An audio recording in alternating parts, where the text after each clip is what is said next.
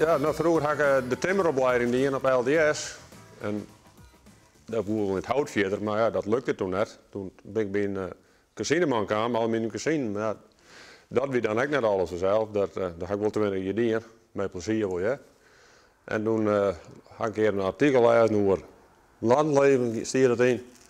En die man had een mobiele houtzagerij. Nou, ik denk, dat lijkt me wat. En zo dan is het bootje aan de raljen. En toen had ik een machine gekocht. En ik ga een oude vol hout kocht. En zat weer aan de zagen. En stadion hebben we het weer opgebouwd. En ja, toen dat zo vierkant we er nou binnen, dat we een fulltime baan van maken gaan. Laatste zei ze hier.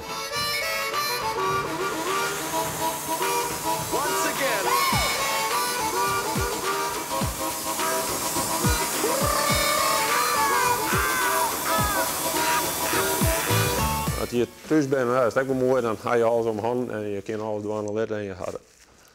Als je bij klanten bent, nou, dat is soms wel leuk een beetje behelpen, maar dat is net een heftig vaak omweg, dan moet het vaak wel met mankracht of een trekkertje van de boorman erbij. Ja, dat had ik wel wat. Nou ja, we hebben leuk contact met de mensen en ik ben vaak mensen mee en ja, die gaan vaak op bed, had vroeger een beenplanten bij huis.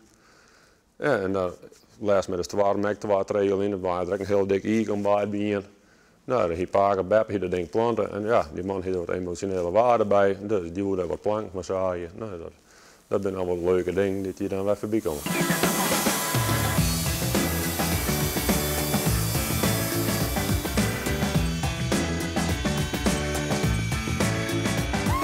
Het is een computerstuur, dat regelt je zelf. En dat je kan alle diktes erin zetten. Je zet gewoon geheugen in, je zet nou, ik wil 38 mm of 42. Of, je kan alle diktes eruit halen. Dan hoef je net iedere keer te rekenen met 4 cm en 2 mm zaag. Nee, dan hoef je zelf net te rekenen, dat doet de machine van je.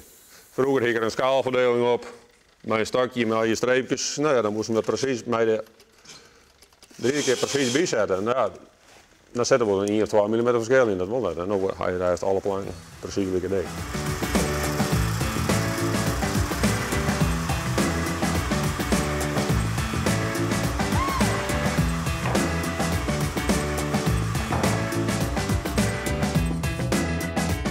Hoe is het met de handen? Er zit geen splinters in en alles zit er dan gewoon. Ik kan wel eens in een zaag zetten, maar het is al even knap tegengroeid. Dat valt er wat op.